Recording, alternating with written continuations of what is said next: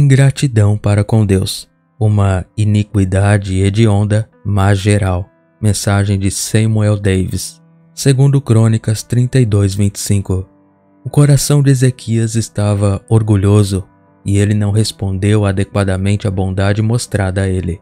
Portanto, a ira do Senhor estava sobre ele, Judá e Jerusalém. Entre os muitos vícios que são, ao mesmo tempo, universalmente condenados e universalmente praticados no mundo, não há nenhum mais básico ou mais comum do que a ingratidão. Ingratidão para com o Supremo Benfeitor. A ingratidão é o pecado dos indivíduos, das famílias, das igrejas, dos reinos e até de toda a humanidade. A culpa da ingratidão pesa sobre toda a raça dos homens, porém, infelizmente, mas poucos deles sentem e lamentam isso. Ultimamente tenho sentido isso com um peso incomum, e é o peso disso que agora extorque de mim um discurso sobre esse assunto. Se a praga de um coração ingrato se apegar a nós, enquanto estivermos nesse mundo de pecado e imperfeição, vamos pelo menos lamentá-la. Testemunhemos contra isso, condenemo-nos por isso e façamos tudo o que pudermos para suprimi-lo em nós mesmos. Sinto-me, por assim dizer, exasperado e cheio de indignação contra isso e contra mim mesmo como culpado disso. E na amargura do meu espírito, vou me esforçar para expô-lo à sua visão em suas próprias cores infernais, como um objeto de horror e indignação. Nenhum de nós podemos nos gabar de que corremos pouco ou nenhum perigo desse pecado, quando mesmo um homem tão bom e grande como Ezequias não escapou da infecção. Nas memórias de sua vida, que são ilustres pela piedade, zelo pela reforma, vitória sobre seus inimigos, glória e importância em casa e no exterior, isso, infelizmente, está registrado sobre ele. O coração de Ezequias estava orgulhoso e ele não respondeu adequadamente à bondade mostrada a ele. Portanto, a ira do Senhor estava sobre ele, Judá e Jerusalém. Muitas foram as bênçãos e livramentos da vida deste bom homem. Vou particularizar apenas dois, registrados neste capítulo. Os assírios haviam invadido grande parte do país e pretendiam sitiar Jerusalém. Seu altivo monarca, que havia carregado tudo diante dele e se tornado insolente com o sucesso, enviou a Ezequias uma carta blasfema para intimidá-lo e a seu povo. Ele profanamente intimida e desafia Ezequias e seu Deus juntos, e Rabsaque, seu mensageiro, comenta a carta de seu mestre no mesmo estilo de impiedade e insolência. Mas aqui observe a eficácia do sinal da oração. Ezequias, Isaías e, sem dúvida, muitas outras pessoas piedosas entre os judeus fizeram sua oração ao Deus de Israel, e por assim dizer, reclamou com ele das ameaças e blasfêmia profana do monarca sírio. Jeová ouve e opera uma libertação milagrosa para eles. Naquela noite, o anjo do Senhor foi ao acampamento assírio e matou 185.000 soldados assírios, segundo Reis 19:35. Senaqueribe, com os poucos restos de seu exército, fugiu para casa inglório, e seus 2 filhos o assassinaram em um altar idólatra. Assim, Jerusalém foi libertada do perigo e o país resgatado da escravidão e da devastação da guerra. Não, descobrimos pela história profana que esse terrível golpe foi fatal no resultado da monarquia síria que oprimiu o mundo por tanto tempo. Foi sobre isso os medos e depois outras nações rejeitaram sua submissão, e o império caiu em pedaços.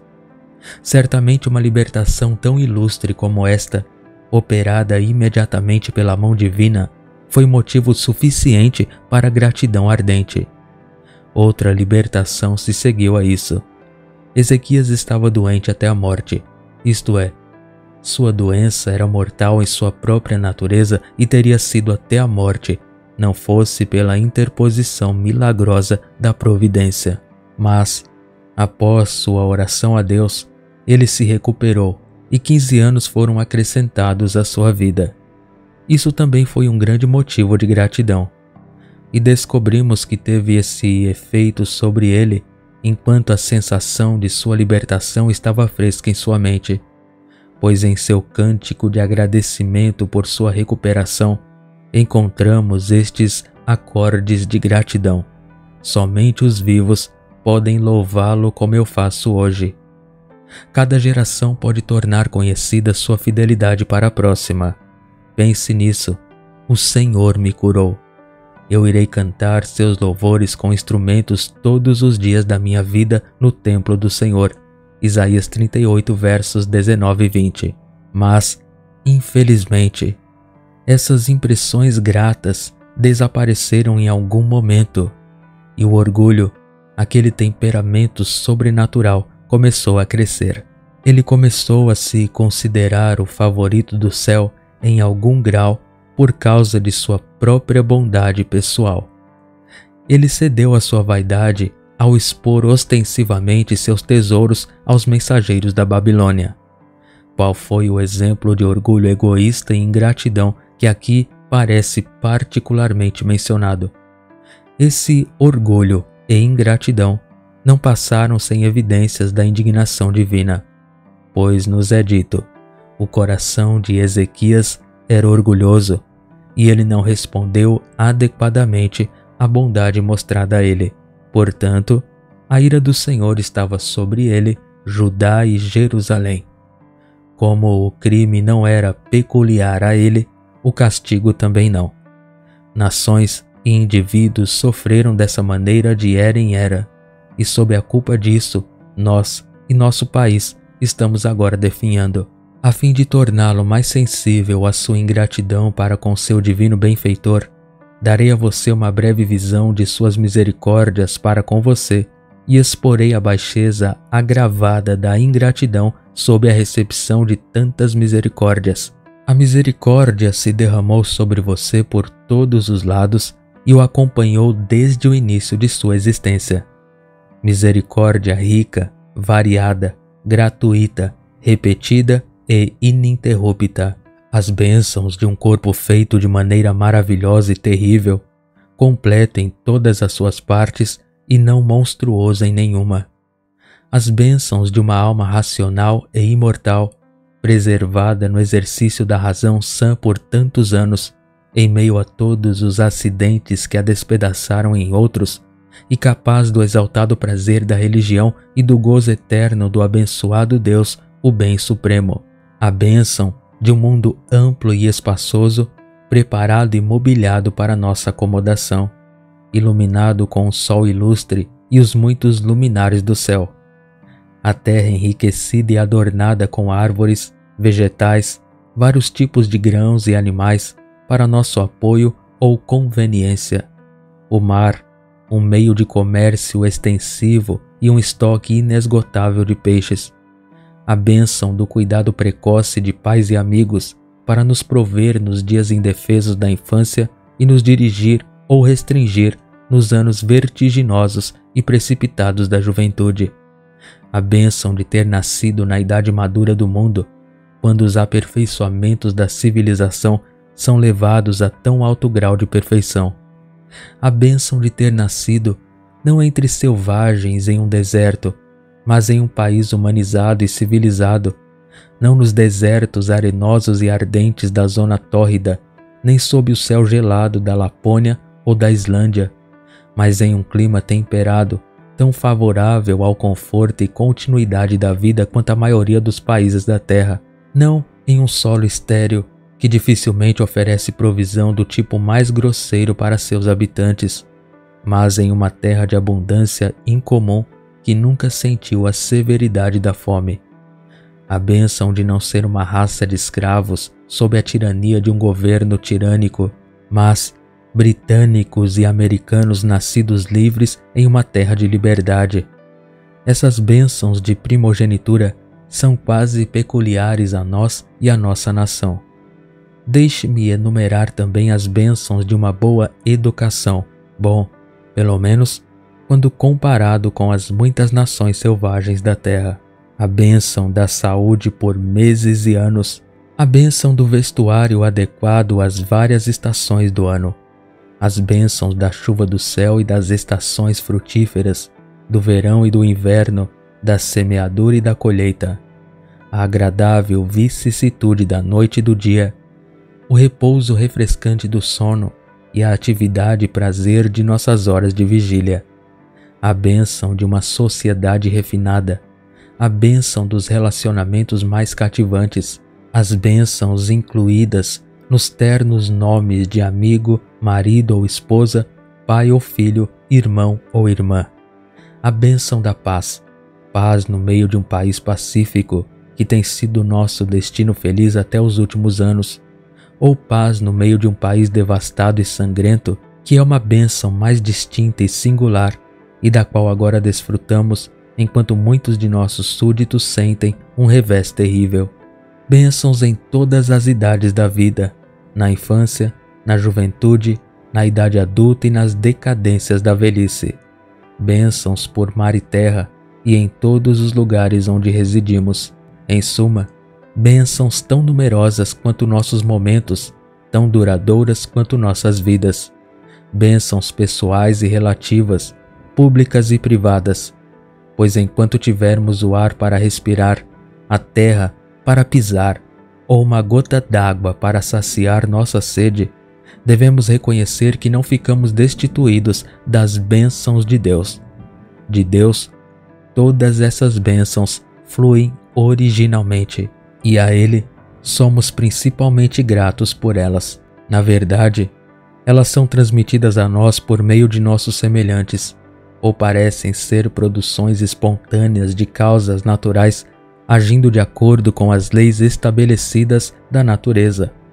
Mas então foi Deus, a fonte do ser e de todo o bem, quem deu aos nossos semelhantes a disposição, a habilidade e a oportunidade de nos transmitir essas bênçãos. É o grande Deus quem é o autor daquelas causas que espontaneamente produzem tantas bênçãos para o nosso gozo e daquelas leis da natureza de acordo com as quais elas agem. Estes são apenas canais cortados por sua mão, e Ele é a fonte de todas as nossas bênçãos. Ele é o oceano de bênçãos.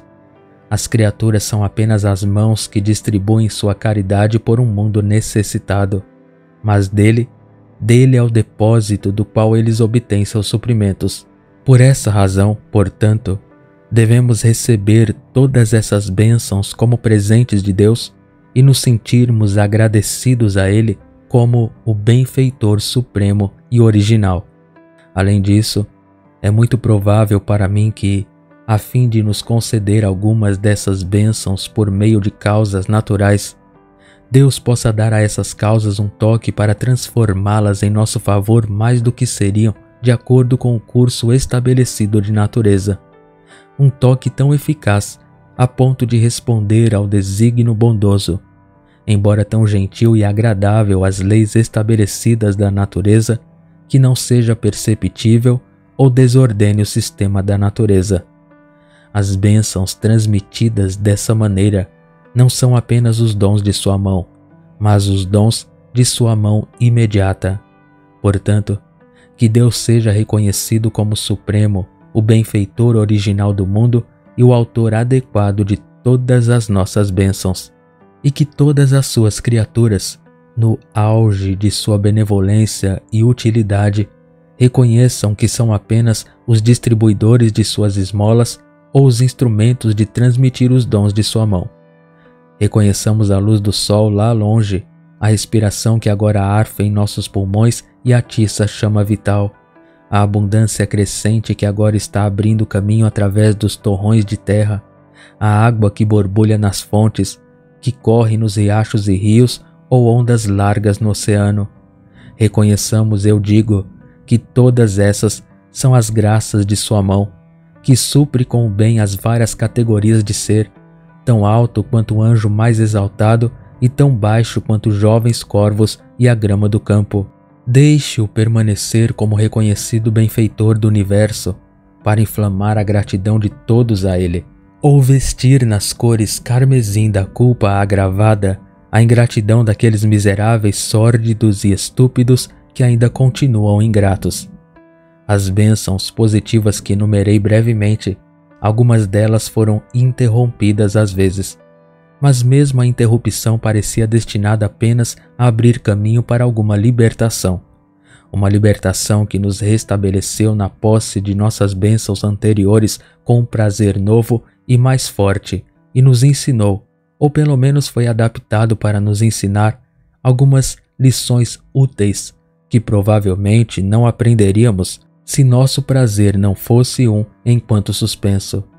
Nesta mesma hora, voltemos nossos olhos para trás e façamos uma revisão de 10, 20, 40 ou 60 anos, e que livramentos tivemos, libertações dos muitos perigos da infância, pelos quais muitos perderam seus membros e muitos suas vidas, livramentos de muitos acidentes ameaçadores e fatais, libertações de dores requintadas e de doenças perigosas, livramentos das portas da morte e da boca da sepultura, e livramentos para vocês mesmos e para suas queridas famílias e amigos.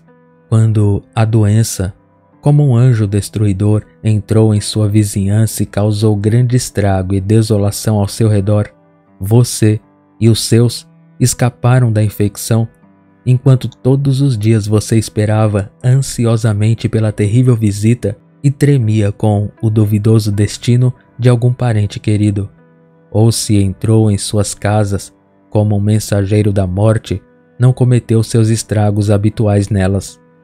Quando você está em profunda angústia e coberto com as mais tremendas trevas, a libertação amanheceu na hora mais oportuna, e luz e alegria seguiram as noites de escuridão e melancolia. Em suma, suas libertações foram infinitas e inumeráveis. Você aparece neste dia como tantos monumentos de entrega de bondade. Você também participou das libertações forjadas para seu país e nação no passado e nos últimos tempos. Libertações das violências abertas e conspirações clandestinas e insurreições de inimigos no exterior e traidores e rebeldes em casa.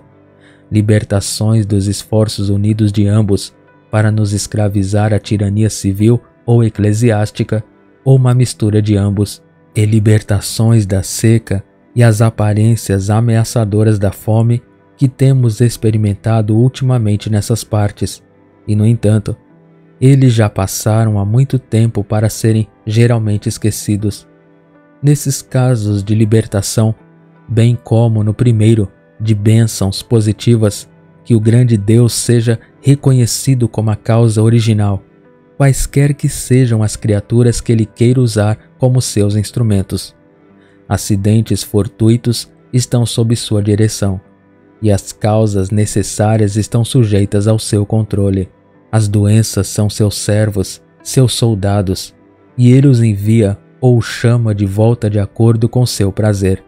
E agora, se puder, mencione o benfeitor humano, a quem você é uma milésima parte tão grato quanto a este benfeitor divino. De que profusão de bênçãos e livramentos o Todo-Poderoso fez de você um sujeito. E ó, que obrigações de gratidão esses favores impõem a você. Que amor ardente, que ação de graça sincera, que dever afetuoso eles exigem de você. Estas são as cordas do amor com as quais ele o atrairá à obediência. Que recompensa este divino benfeitor recebeu de você por toda essa bondade?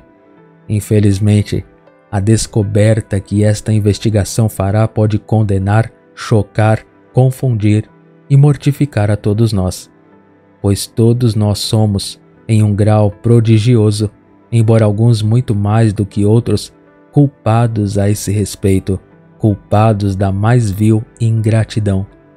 Infelizmente, não há muitos de vocês que não retornam a Deus a gratidão de um cachorro a seu mestre. Aquele animal bruto que recebe apenas migalhas e golpes de você irá recebê-lo em casa com 1000 gestos carinhosos e prestativos. O boi muito sem graça que você forra conhece seu dono, mas ó, a ingratidão mais que brutal das criaturas razoáveis. Alguns de vocês, talvez, nem sequer reconhecem a ação da divina providência nesses prazeres, mas, afetando uma infidelidade muito tola sob o nome de filosofia, você faz das causas naturais os autores de todo o bem para você, sem a ação do primeiro motor de todas as fontes da natureza. Outros de vocês, que podem ser ortodoxos em sua fé quanto a este ponto, ainda são infiéis práticos, o tipo mais absurdo e inconsistente do mundo. Isto é, embora você certamente reconheça e acredite especulativamente na agência da divina providência nessas coisas, ainda assim você vive como se tal coisa não existisse. Você vive sem pensar no divino benfeitor e desobedecendo a ele por dias e anos seguidos. As próprias misericórdias que ele concede a você, você abusa da desonra dele, tornando-as ocasiões de pecado. Suas consciências agora não os condenam por aquele pecado monstruoso, ingratidão, o mais vil, antinatural e ainda indulgente ingratidão, mas é impossível que qualquer um de seus semelhantes seja culpado de tamanha ingratidão para com você, como você é culpado para com Deus. Porque é impossível que qualquer um deles seja tão fortemente grato a você como você é a ele. Vocês, filhos de Deus, seus favoritos peculiares, cujos corações são capazes de e realmente sentem algumas generosas sensações de gratidão, o que você acha de sua conduta para com tal benfeitor? Falo particularmente a você, porque é mais provável que você sinta o que eu digo. Você retribuiu ao seu Deus de acordo com os benefícios divinos feitos a você? Oh, você não está mortificado e chocado ao refletir sobre sua ingratidão, sua sórdida e monstruosa ingratidão. Vocês não se abominam porque foram capazes de tal conduta vil? De você espero uma resposta tão generosa. Mas, quanto aos outros, eles estão mortos em transgressões e pecados, mortos para com Deus, e, portanto, não é de admirar que estejam mortos para todos os sinceros arrependimentos penitenciais por sua ingratidão. Mas se tudo isso não é suficiente para torná-lo consciente de sua enorme culpa neste particular, deixe-me colocar diante de você um inventário de bênçãos ainda mais ricas. À frente disso está Jesus Cristo, o dom indizível de Deus. Deus amou o mundo de tal maneira, ouçam, homens e anjos com grata admiração, que deu seu Filho unigênito, para que todo aquele que nele crê não pereça, mas tenha a vida eterna. João 3,16. Deus não enviou seu Filho ao mundo para condenar o mundo, mas para que o mundo por meio dele fosse salvo. João 3,17. Os confortos desta vida por si só seriam uma provisão muito inadequada para criaturas que existirão para sempre em outro mundo, pelo que são 60 ou 70 anos em comparação com a longa duração de um ser imortal. Mas, nas riquezas insondáveis de Cristo, estão contidas as mais amplas provisões para seu estado imortal. Jesus Cristo é um presente que atrai todos os outros presentes, pois assim o apóstolo argumenta: aquele que não poupou seu próprio Filho, mas o entregou por todos nós, como ele também não nos dará livremente todas as coisas. Romanos 8:32. E os propósitos para os quais ele deu esse presente o tornam ainda mais surpreendente. Ele o deu não apenas para nos governar por seu poder, mas para comprar-nos com o sangue do seu coração. Ele o entregou à morte e morte de cruz. Em consequência disso, uma economia de graça, um ministério de reconciliação é estabelecido em nosso mundo culpado. Vários meios são apontados e vários esforços são ousados para salvar vocês, pecadores que perecem. Pela sua salvação, Jesus agora intercede em seu céu natal à direita de Deus. Para sua salvação, o Espírito Santo luta com você, a consciência o admoesta, a providência atrai você por bênçãos e conduz você por castigos. Anjos ministram a você. Bíblias são colocadas em suas mãos, os ministros o persuadem, amigos aconselham você, e milhares de santos oram por você. Para este fim, a oração, a pregação e uma grande variedade de meios de graça são instituídos. Para este fim, o céu está preparado e equipado com muitas moradas. Os portões perolados se abrem e lançam seus esplendores de longe para atrair nossos olhos. E coisas que o olho, que já viu tantas coisas, nunca tinha visto, que o ouvido, que teve inteligência ainda mais extensa, nunca ouviu, nem o coração do homem, que é ilimitado em suas concepções, nunca concebeu, são todos trazidos à luz pelo Evangelho. Não, para este propósito, sua salvação, o Sinai troveja, o inferno ruge e lança suas chamas devoradoras, até mesmo para alertar um mundo estúpido para não mergulhar naquele lugar de tormento eterno. Em suma, os bons desígnios do amor redentor percorre toda a economia da providência em direção ao nosso mundo culpado. O céu e a terra, e no sentido mencionado, o próprio inferno, estão tentando salvá-lo. As fortalezas do pecado e de Satanás, nas quais você é mantido prisioneiro, são atacadas com bondade para com você de todos os quadrantes. Que esforços benéficos, que façanhas heróicas da bondade divina são essas! E bendito seja Deus, esses esforços não são em vão. As regiões celestiais estão povoando rapidamente, porém, infelizmente, não tão rápido quanto a terra das trevas com numerosas colônias de nosso globo culpado. Mesmo nestes últimos tempos, quando a iniquidade abunda e o amor de muitos esfria, Jesus está ganhando muitos corações e salvando muitas almas nas várias regiões de sua igreja. Embora você e milhares mais devam ser deixados e continuem a negligenciá-lo, ainda assim, tais excelências não carecerão de admiradores. Tal médico não faltará emprego em nosso mundo moribundo. Não, ele verá o trabalho de sua alma e ficará satisfeito. E a vontade do Senhor prosperará em suas mãos. Isaías 53:11. E não duvido, mas há alguns entre vocês que são os troféus de seu amor vitorioso. De seu amor vitorioso eu digo, pois é pela força do amor que ele docemente conquista. Agora vocês, meus irmãos, são súditos desta administração da graça. Com você, esses meios são usados para sua salvação. A ti, Jesus é oferecido como Salvador, e o céu e a terra estão se esforçando para alojá-lo seguro em seus braços. Você não deve se alegrar com as necessidades dos outros, mas certamente pode torná-lo mais sensível às suas obrigações peculiares ao refletir que sua sorte a esse respeito é singular. É apenas uma parte muito pequena da humanidade que desfruta dessas grandes vantagens para uma feliz imortalidade.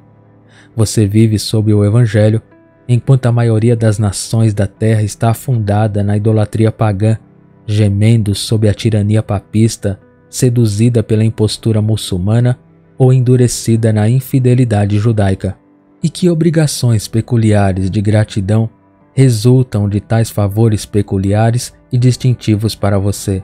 Mas podem os homens, os anjos, todo o universo criado conceder tais presentes a você e fazer tais provisões para você como aqueles que foram mencionados?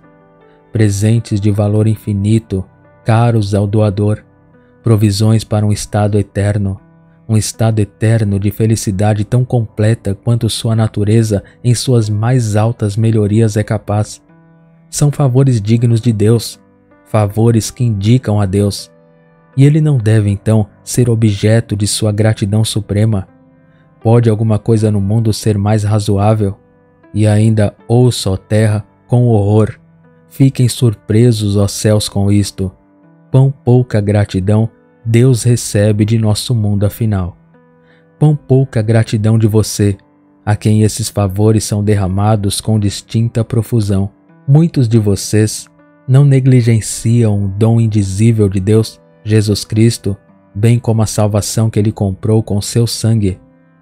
Você não negligencia ingratamente os meios de sua salvação e resiste aos esforços generosos que são usados de todos os quadrantes para salvá-lo. Oh, a carga montanhosa de ingratidão que está sobre você é o suficiente para afundar o mundo inteiro nas profundezas do inferno. Mas agora, devo me dirigir a vocês que estão ainda mais profundamente gratos ao seu divino benfeitor e cuja ingratidão, portanto, é negra e horrível. Refiro-me àqueles de vocês que não apenas compartilharam as bênçãos e libertações da vida e viveram sob as vantagens de uma dispensação da graça, mas conheceram experimentalmente o amor de Deus por suas almas de uma maneira peculiar a si mesmos e estão realmente direito a todas as bênçãos desconhecidas preparadas para aqueles que o amam. Se estou tão feliz a ponto de pertencer ao seu número, tenho certeza de que estou tão infeliz a ponto de compartilhar profundamente com você a culpa negra da ingratidão.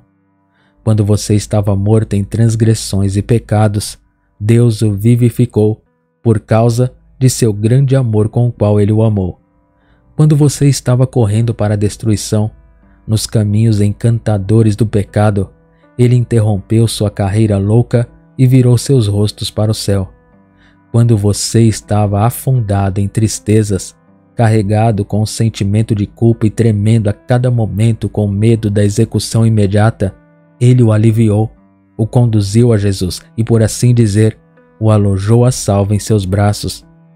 Quando as trevas sombrias novamente se acumularam em suas mentes e os medos avassaladores se precipitaram novamente sobre você como um dilúvio, Ele o aliviou novamente, levando-o ao mesmo Salvador onipotente e sempre constante. Quando suas graças e virtudes murcharam na ausência do sol da justiça, Ele ressuscitou sobre você com cura em suas asas e reviveu suas almas definhadas. Ele derramou seu amor em seus corações, o que tornou este deserto miserável um paraíso para você. Ele tem às vezes proporcionado a você, como você humildemente esperava, alegria e paz em crer. Sim, até vos fez regozijar com gozo indizível e cheio de glória. Ele o conheceu em seus retiros e permitiu que você conversasse com ele em suas ordenanças com o coração de um amigo. Ele, por assim dizer, desvendou seus tesouros peculiares para enriquecer você e lhe deu um título inabalável para a mais gloriosa herança dos santos na luz. Ele fez de vocês, em um sentido peculiar, seu povo, seus amigos, seus próprios filhos. Vocês são os favoritos dele muito antes do tempo começar. Ele te amou com um amor eterno, portanto com bondade amorosa ele te atraiu. E tendo amado você uma vez, Ele o amará sempre e continuará em seu amor por toda a eternidade. Nem vida, nem morte, nem as coisas presentes, nem as coisas por vir, jamais poderão separá-lo de seu amor. Romanos 8, versos 38 e 39. Seu amor por você é um oceano ilimitado, que se espalha pela eternidade e o torna, por assim dizer, o canal do oceano de sua felicidade. Em você, Ele pretende mostrar a todos os mundos que criaturas gloriosas Ele pode formar do pó e dos fragmentos poluídos da natureza humana degenerada. Qual é toda a profissão de reis para seus favoritos? Quais são todos os benefícios das criaturas, ou melhor, quais são todas as graças da própria mão divina dentro da bússola do tempo, quando comparadas a esses surpreendentes, incomparáveis, imortais, infinitos deuses como favores? Todos eles desaparecem na obscuridade como as estrelas da noite no esplendor do meio-dia. E agora estou quase com medo de voltar seus pensamentos para indagar que retorno você fez por todos esses favores para que não seja capaz de suportar o choque. Você sabe que repetiu 1000 vezes a ofensa de Ezequias. Eu não preciso ser específico. Sua consciência o acusa e aponta os detalhes, e eu apenas me juntarei ao clamor da consciência contra você. Oh, a ingratidão! Oh, a ingratidão vil, antinatural, horrível e sem precedentes! De você, seu Deus poderia esperar coisas melhores. Você, a quem Ele abençoou tão peculiarmente, tão infinitamente, e cujos corações Ele tornou capazes de sensações generosas. Mas ó, a ingratidão chocante e horrível. Que nossos corações explodam em uma torrente de tristeza com o pensamento. Eles podem estar cheios demais para nos permitir falar muito sobre isso, mas eles nunca podem estar muito cheios de vergonha, confusão pelo crime. Parece-me que o pensamento deve quebrar o coração mais duro entre nós. Deixe-me agora acrescentar uma consideração que dá uma ênfase surpreendente a tudo o que foi dito. Toda essa profusão de misericórdia, pessoal e relativa, temporal e espiritual, é concedida a criaturas que não merecem a menor misericórdia. Sobre criaturas que merecem ser despojadas de toda misericórdia, não, isso merece ser feito miserável no tempo e na eternidade. Sobre criaturas que não merecem respirar este ar vital, pisar o solo ou beber o riacho que corre pelo deserto, muito menos para desfrutar de todas as bênçãos que o mérito infinito de Jesus poderia comprar, ou a infinita bondade de Deus pode conceder. Sobre criaturas que estão tão longe de merecer para serem libertados das calamidades da vida, que eles merecem tê-los todos aumentados e multiplicados até que os levem aos castigos mais intoleráveis do inferno. Sobre criaturas que estão tão longe de fazer retornos adequados, que estão perpetuamente ofendendo seu Deus em seu rosto, e todos os dias recebendo bênçãos dele e todos os dias pecando contra ele. Ó, surpreendente, mais surpreendente! Esta maravilha é apontada pelo próprio Jesus Cristo, que melhor sabe o que é verdadeiramente maravilhoso. O Deus Altíssimo, diz ele, é bom para os ingratos e perversos. Lucas 6, verso 35. Seu Pai Celestial faz com que o seu sol se levante sobre maus e bons e desça chuva sobre justos e injustos. Mateus 5,45. Não há necessidade de surpreendê-lo se meu assunto me sobrecarrega tanto a ponto de me impedir de fazer uma aplicação formal dele. Eu deixo você com seus próprios pensamentos sobre isso, e estou apto a pensar que eles irão obrigá-lo a gritar consternado comigo: ó, a incrível, horrível, vil ingratidão sem precedentes do homem! E ó, a incrível, gratuita, rica, transbordante, infinita e sem precedentes bondade de Deus! Que esses dois milagres sejam a maravilha de todo o universo, uma oração e pronto. Que nosso divino benfeitor, entre suas outras bênçãos, nos conceda um coração agradecido e nos capacite a dar louvor sincero, fervoroso e perpétuo ao seu nome, por meio de Jesus Cristo, seu dom indizível.